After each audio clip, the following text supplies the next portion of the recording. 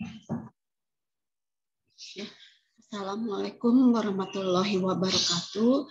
Bertemu lagi dengan Ibu untuk pertemuan ini, yaitu adalah PBL untuk perawatan luka dengan uphacking. Nah, mohon perhatikan di sini ada format penilaian yang sudah Ibu lampirkan, itu disimak, kemudian nanti kalian bandingkan dengan video yang akan Ibu share. Nah, Ibu bahas dulu ke arah format penilaian perawatan luka uphacking di sini.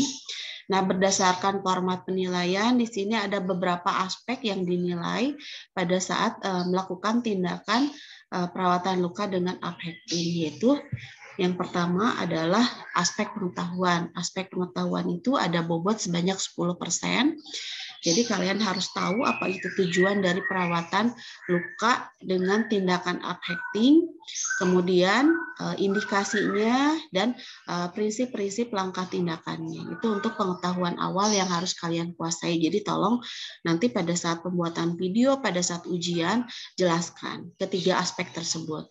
Kemudian masuk ke tahap orientasi. Tahap orientasi itu ada beberapa aspek yang harus kalian lakukan karena ini juga termasuk dari aspek penilaian. Yang pertama ada mengucapkan salam, memperkenalkan diri, kontrak waktu, tujuan tindakan, dan menanyakan kesiapan klien. Itu untuk tahap orientasi. Kemudian kalau untuk tahap kerja akan Ibu jelaskan secara rinci pada saat menjelaskan bagaimana tahapan perawatan luka dengan uphacking. Terakhir itu adalah tahap terminasi, yaitu ada bobot sebanyak 10%. Maaf, untuk tahapan kerja ada bobot sebanyak 60%. Nah, untuk tahap terminasi itu adalah 10%. Jadi harus menyampaikan evaluasi, rencana tindak lanjut, lakukan komunikasi terapeutik, tanggap terhadap reaksi pasien ya, dan menjaga keamanan pasien. Itu termasuk ke arah tanggap terhadap reaksi pasien. Itu adalah beberapa hal yang harus kalian perhatikan pada saat melakukan perawatan luka dengan uphacking. Baiklah, sekarang Ibu masuk ke arah tindakan bagaimana demo dari tindakan perawatan luka dengan uphacking. Mohon disimak.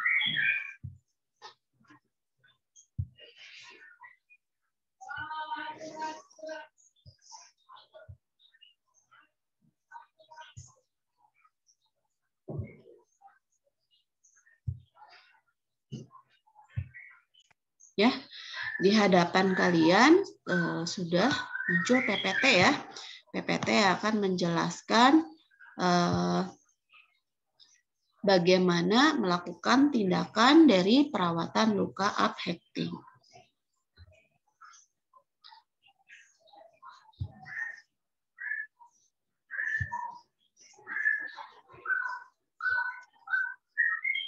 Tadi ya, jadi ada aspek pengetahuan, harus menjelaskan tujuan, indikasi, dan prinsip.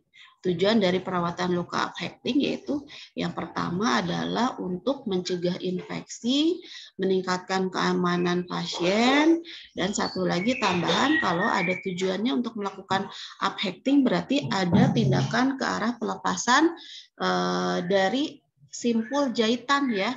Karena kalau jahitan terlalu lama tidak kita lepas ke pasien, itu bisa berdampak tidak baik, itu bisa berdampak terjadinya reaksi infeksi, atau pada saat kita melakukan uphacking karena terlalu lama itu tidak dilakukan, misalnya lebih dari seminggu, padahal luka sudah bagus, itu akan mengakibatkan cedera, akan mengakibatkan perlukaan pada saat kita melakukan uphacking. Jadi sebaiknya tindakan uphacking itu dilakukan sesuai dengan jadwal ya. Indikasinya tadi ya, untuk mencegah terjadinya infeksi dilakukan pada kondisi luka yang sudah kering, tidak ada tanda-tanda infeksi seperti rubor, dolor, kalor, tumor, dan fungsiolesa. Secara prinsip ini adalah steril. Untuk tahap orientasi ada 20%, itu mengucapkan salam, memperkenalkan diri, kontrak waktu, jelaskan tujuan tadi ya, dan menanyakan kesiapan klien. Sekarang kita masuk ke tahapan kerja, yaitu dari secara bobot ada 60%. tindakan yang harus kita lakukan yang pertama adalah mencuci tangan plus dengan memakai sarung tangan bersih ya, dulu sarung tangan bersih cukup. Kemudian kita pasang alas dan perlak. Sebenarnya kalau sekarang sudah tidak zaman lagi memasang alas dan perlak, sekarang sudah menggunakan underpad yang bisa sekali buang ya. Letakkan bengkok itu ada dua, satu bengkok untuk sampah, satu bengkok untuk menyimpan alat bekas pakai. Kita buka balutan yang menutupi luka ya, kita buka pelan-pelan balutan yang menutupi lukanya. Kemudian kita kaji kondisi luka tadi, ada indikasi kita melakukan upheating itu luka itu harus dalam kondisi yang kering, tidak ada tanda-tanda infeksi. Itu baru boleh kita lakukan tindakan upheating. Tapi kalau misalnya kita lakukan pengkajian, ternyata lukanya masih basah, kemudian masih ada tanda-tanda infeksi, rubor, dolor, kalor, tumor, fungsiolesa, terutama bila masih ada pengeluaran nanah dan pus, sebaiknya tindakan upheating tidak dilakukan. Kita tunda dulu sampai kondisi lukanya bagus. Nah, pada saat hasil pengkajian ternyata misalnya lukanya baik, tidak tanda-tanda infeksi, berarti kita ada tindakan ke arah perawatan luka dengan upheating, sehingga kita harus menyiapkan perawatan luka, alat-alat yang diperlukan untuk tindakan upheating. Nah, kalau sudah beres sarung tangan tadi ya, yang pada saat kita sudah lakukan pengkajian kan kita sudah pegang-pegang luka, sebaiknya sarung tangan tersebut dibuka ya. Jangan sampai kita melakukan perawatan luka dengan menggunakan sarung tangan yang sudah kotor ya. Buka dulu sarung tangan ke bengkok sampah. Kemudian kita buka set instrumen steril dengan benar. Kalau sekarang sudah dibuat satu set ya. Jadi tidak dilakukan bersama-sama dengan beberapa pasien. Kalau sekarang satu set perawatan luka satu pasien itu untuk idealnya. Buka set perawatan instrumen steril, kemudian kita posisikan, tuangkan larutan NaCl dalam kom. NaCl-nya itu adalah 0,9% ya. Mengisi kasa steril secukupnya. Nah, komnya itu sebaiknya ada dua, kom untuk NaCl, satu lagi kom untuk berisi cairan desinfektan. Desinfektannya terserah sesuai dengan kebijakan yang ada di ruangan atau di rumah sakit, mau menggunakan alkohol 70% boleh, mau menggunakan betadine juga boleh kalau kita ada rencana tindakan upheating. Kasa steril secukupnya ya, masukkan ke dalam bak instrumen. Memasang sarung tangan bersih kembali.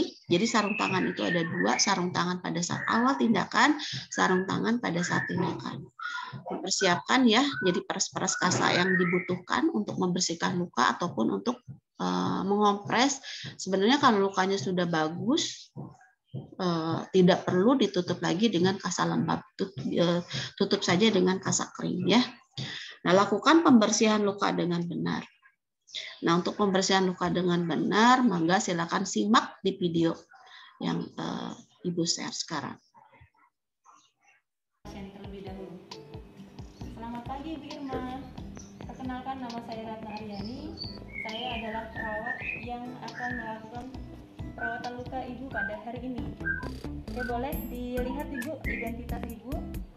Namanya siapa, Bu? Tempat tanggal lahir? Oke, sesuai ya. Oke, Ibu, hari ini kita akan melakukan perawatan luka postoperatif. Tujuannya adalah supaya kita melihat kondisi luka Ibu pasca operasi. Apakah ada tanda-tanda infeksi, ataukah ada perburukan, ataukah ada perbaikan. Waktunya kurang lebih 10-15 menit. Kita bisa lakukan sekarang, Ibu? Bisa. Oke, posisinya nanti Ibu seperti ini karena posisinya luka postoperatifnya ada di daerah sini. Oke, saya siapkan alat dulu ya, Bu. Ini adalah set perawatan luka yang kita perlukan untuk melakukan perawatan. Tapi pada saat perawatan lukanya ya, kalau misalnya diinginkan menggunakan sarung tangan steril juga enggak, Ibu persilakan sesuai dengan kebijakan rumah sakit. Tapi kalau misalnya tidak ada sarung tangan steril, boleh menggunakan sarung tangan bersih. Penutup pelindung kita celemek. Ini ada sarung tangan steril, bengkok, dan di dalam sini tadi saya lupa, ini ada sarung tangan bersih. Untuk beberapa kasus ada rumah sakit yang tidak menyediakan seperti ini, namun mereka menyediakan set dressing yang seperti ini. Isinya relatif sama, hanya jenis packingnya saja yang relatif berbeda. Oke, sekarang kita akan pakai yang ini saja. Kita lanjut, persiapan pasien sudah dilakukan. Lingkungan jangan lupa untuk menutup, untuk menjaga privasi pasien. Lalu kita dekatkan alat ke arah pasien. Yang kita lakukan adalah angkat terlebih dahulu lengan baju, lalu lakukan cuci tangan.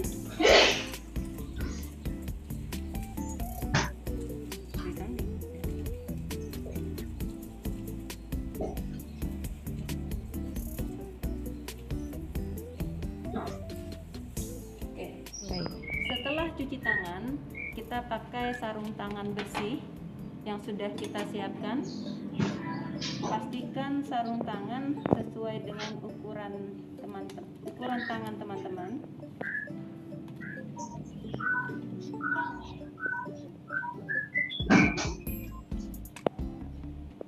Karena ini adalah sarung tangan bersih, maka tidak terlalu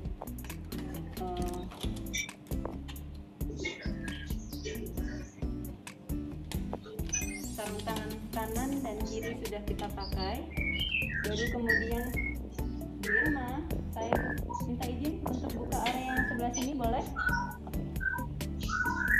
Kita lihat daerah operasinya ya Bu.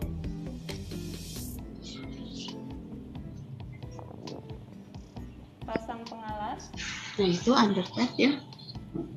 Dekatkan di area lokasi, dekatkan bengkok. Saya akan buka.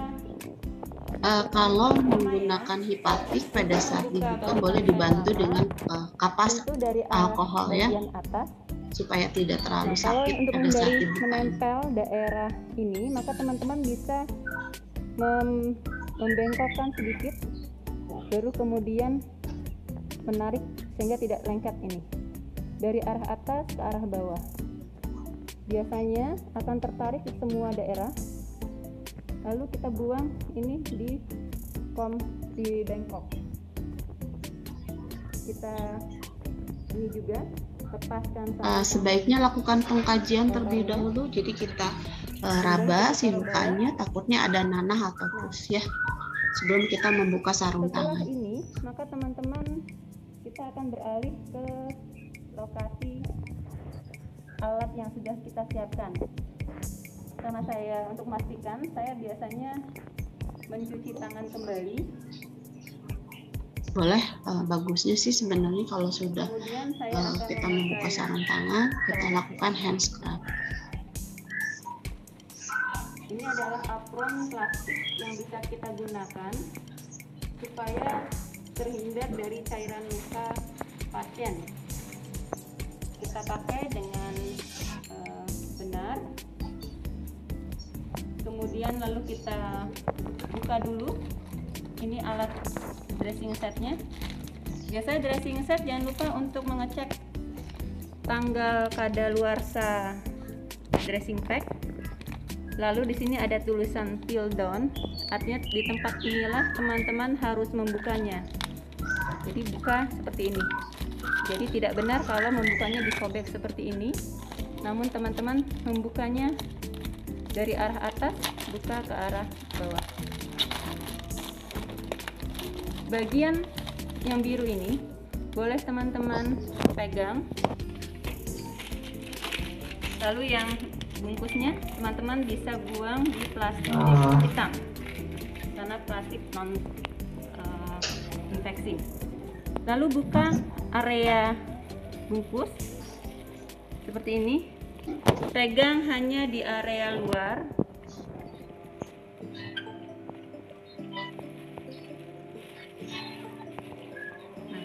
Sampai terbuka semua. Kita boleh ambil seperti ini, kita bisa pisahkan lapisan yang ada di Karena atasnya. tidak ada korentang nih ya, sekarang sudah tidak Sebelum dianjurkan memakai lagi sarung tangan steril, menggunakan korentang. pastikan teman-teman sudah menuangkan cairan NaCl. Jangan terlalu dekat karena berisiko untuk kena bagian steril. Tuang NaCl secukupnya. Kemudian juga buka tule dressing. Tule dressing yang biasanya dipakai adalah ukuran 10x10. Di sini ada tanda logo di mana teman-teman Kalau untuk tule dressing itu sesuai indikasi ya. Jadi tidak harus semua menggunakan tule dressing. Dibuka hanya sedikit saja karena yang akan kita gunakan hanya sedikit. Yang diperkenankan untuk dipegang adalah area ini, sedangkan area dalamnya tidak diperkenankan. Kita buka saja supaya nanti sudah lebih mudah. Kemudian kita akan memasukkan gunting steril. Gunting steril buka dari arah kita sobek bagian atasnya, masukkan ke daerah yang steril. Lalu plastik ini taruh di plastik warna hitam.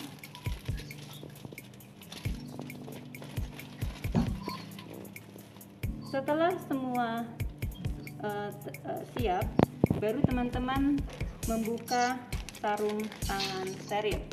Sarung tangan steril ini ada berbagai macam ukuran. Ini yang saya pakai adalah ukuran 7,5. Pastikan ukuran sarung tangan steril sesuai dengan ukuran teman-teman. Jangan terlalu besar dan juga jangan terlalu kecil. Ada tanda logo open here. Ini adalah lokasi di mana teman-teman bisa membuka area sarung tangan. Jadi tidak perlu disobek. Ini dibuka, lalu dikeluarkan isinya. Bagian ini boleh teman-teman boleh teman-teman pegang. Kita buka area ini. Yang boleh dipegang adalah area ini, sedangkan bagian dalam tidak diperkenankan. Bagian yang ini boleh teman-teman pegang. Pastikan ini tidak menyentuh ke area steril, jadi cukup begini saja juga boleh. Kemudian baru kita ambil sarung, pakaikan ke tangan dominan kita. Kita ambil satu, pegang yang area luar, kemudian kita pasangkan sarung tangan steril sampai atas. Kemudian kita siapkan gunting. Nah, ini tule dressing yang akan kita gunting terlebih dahulu. Nah, kita pegang. Sarung tangan steril boleh teman-teman pegang yang ini. Ini yang bagian dalam boleh dipegang. Teman-teman ambil guntingnya, gunting steril, gunting sesuai dengan ukuran luka. Kita potong sesuai dengan kebutuhan. Kita letakkan kembali, lalu kita taruh.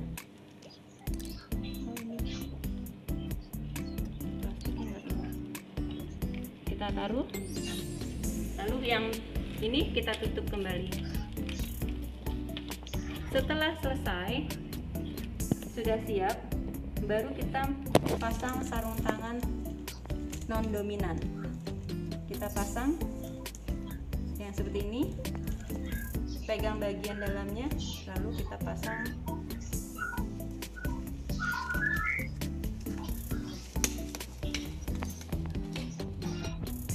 Teman-teman, ketika sudah masang, pastikan posisinya seperti ini sambil berpikir what next, apa tindakan selanjutnya.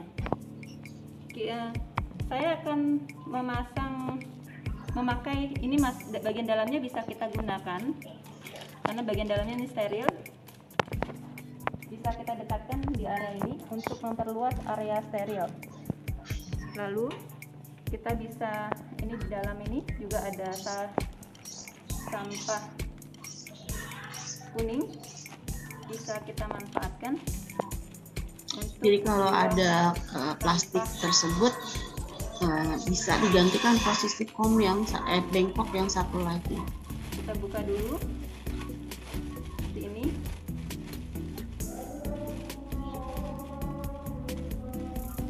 Kalau nanti ada sampah ataupun yang pengen kita letakkan di area ini, lalu kita mulai pakai, kita gunakan 2 pinset, basahi dulu, kita peras. Pada umumnya kapas alkohol, kapas ataupun diaper. Beberapa set dressing yang tersedia biasanya bentuknya kapas seperti ini. Tapi kalau sediaan rumah sakit, kalau misalnya kemasannya seperti itu ya kan, tempat komnya berarti cuma satu. Teman-teman pastikan boleh untuk kapas alkoholnya itu dituangkan cuma satu kas aja, sedikit aja, karena fungsinya kita melakukan desinfeksi itu hanya untuk permukaan yang ada simpul jahitannya saja. Setelah itu kita baru lakukan pembersihan. Nah, dekatkan yang sudah ke pasien. Ini ada tanda kuning artinya yang ke pasien. Untuk membersihkan, maka teman-teman boleh dengan 2 cara. Cara pertama adalah bersihkan dari arah satu arah saja. Contohnya seperti ini. Atas ke bawah ya. Boleh dipakai, kalau tadi yang sudah terpakai adalah bagian bawah, boleh diputar seperti ini. Nah, jadi sangat tidak diperkenankan ketika teman-teman satu arah tapi bolak-balik. Ini cara yang salah kalau seperti ini. Jadi teman-teman hanya boleh satu arah. Set. Kalau sudah, letakkan sampahnya. Pisahkan lagi. Kita ambil lagi pinset yang kasa yang selanjutnya. Cara yang kedua adalah dari arah dalam ke arah luar. Jadi dari arah dalam ke arah luar. Setelah itu baru kita masukkan lagi sampahnya. Kalau misalkan sudah bersih, maka boleh dikeringkan. Namun kalau teman-teman ingin membersihkan sekali lagi, tidak masalah, yakinkan bersih. Untuk memegang pinset, cara yang benar adalah teman-teman pastikan ujung pinset yang ini selalu di bawah, jadi tidak di atas seperti ini. Jadi bagian atasnya, bagian paling bawah ini selalu posisinya seperti ini. Dan pastikan memegang dalam kondisi pakem. Pakem maksud saya tidak seperti ini. Kalau gini kan oglek-oglek gitu. Ini masih belum pakem. Jadi teman-teman untuk ini pastikan pakem seperti ini sehingga memudahkan pada saat pembersihan luka. Karena saya kurang yakin, saya ingin memastikan bersih, maka saya ambil kembali. Saya bersihkan ulang. Saya memakai cara dari melingkar dari arah dalam. Ya, itu untuk teknik membersihkannya. Nah, jika pada saat pengkajian luka masih terdapat tanda-tanda infeksi tadi ya yang sudah Ibu jelaskan sebelumnya, maka tindakan uphecting tidak dilakukan. Nah, setelah luka dibersihkan, kalau kondisinya tidak dilakukan uphecting, keringkan, lalu bisa ditutup dengan supratul sesuai kondisi ya, sesuai indikasi dari dokter. Kalau misalnya enggak juga, tutup sama kasa lembab, tutup kemudian dengan kasa kering. Ya, itu kalau tidak dilakukan tindakan uphecting. Nah, jika pada saat pengkajian luka sudah kering, sudah hari ketiga, maka boleh mulai dilakukan pengangkatan jahitan setengah. Misalnya ada 10 simpul, nah setengahnya dulu, 5-nya dulu. Kita pilih mau yang nomor ganjil atau nomor genap. Kalau nomor ganjil berarti 1, 3, 5, 7, 9. Kalau genap 2, 4, 6, 8 dan 10 ya, itu hari ketiga. Nanti hari ketujuhnya yang sisanya tadi kan kita misalnya ngangkatnya ganjil yang 1, 3, 5, 7, 9, berarti sekarang hari ketujuh yang 2, 4, 6, 8 dan 10. Itu adalah teknik pada saat kita melakukan tindakan pengangkatan jahitan. Nah, untuk melepas jahitan sebaiknya si luka tadi kan sudah dibersihkan ya. Nah, sebaiknya sebelum kita lepas jahitan desinfeksi dulu. Jadi kita ambil kapas alkohol dulu, tapi jangan basah. Kapas alkoholnya yang lembab. Nah, kalau misalnya nggak ada kapas alkohol, ada betadin, boleh pakai kapas betadin. Kita oles dulu bagian atasnya dengan satu arah ya. Nah, kemudian baru kita melakukan tindakan melepas jahitan satu per satu. Tadi dengan selang-seling, mau yang ganjil dulu, mau yang genap dulu. Tapi kalau nanti kalian sudah jadi perawat ruangan, biasanya intuisi yang berperannya. Ini jahitan yang mana dulu. Karena jangan sampai pada saat kita melakukan pengangkatan jahitan, terutama yang hari ketiga, jangan sampai jahitan yang lainnya menjadi jebol ya. Nah, kalau sudah kita lakukan tindakan pengangkatan jahitan, pengangkatan simpul, kita lakukan pembersihan lagi ya dengan menggunakan kasa NaCl.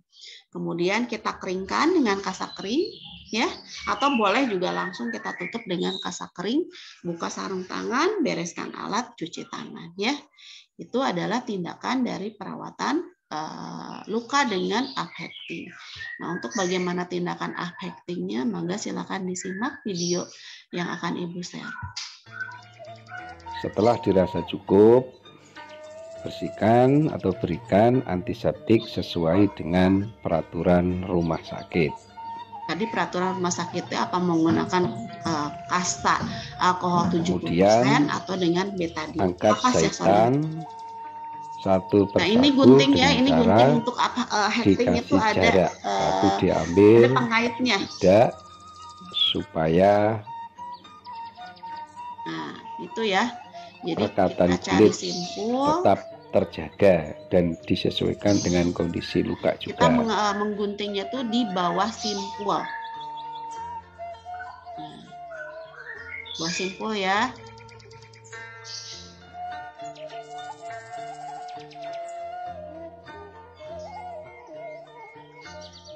Nah, dia selang-seling ya, itu diangkatnya.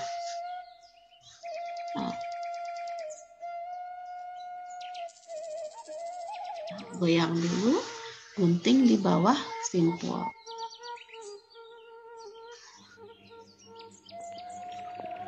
Setelah angkat jahitan, bersihkan kembali dengan kasa basah yang sudah dikeringkan.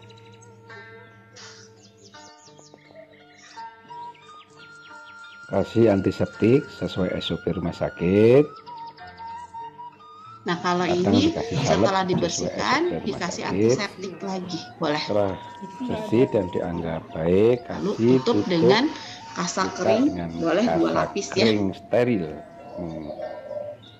2 lapis biasanya. Ya, tutup saja dengan dipaku. Pasang plester sesuai dengan kebutuhan.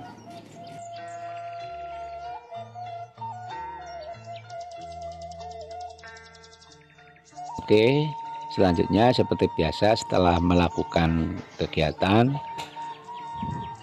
kembalikan alat sesuai tempatnya dan jangan lupa didokumentasikan. Ya, itu untuk perawatan luka dengan uphecting ya.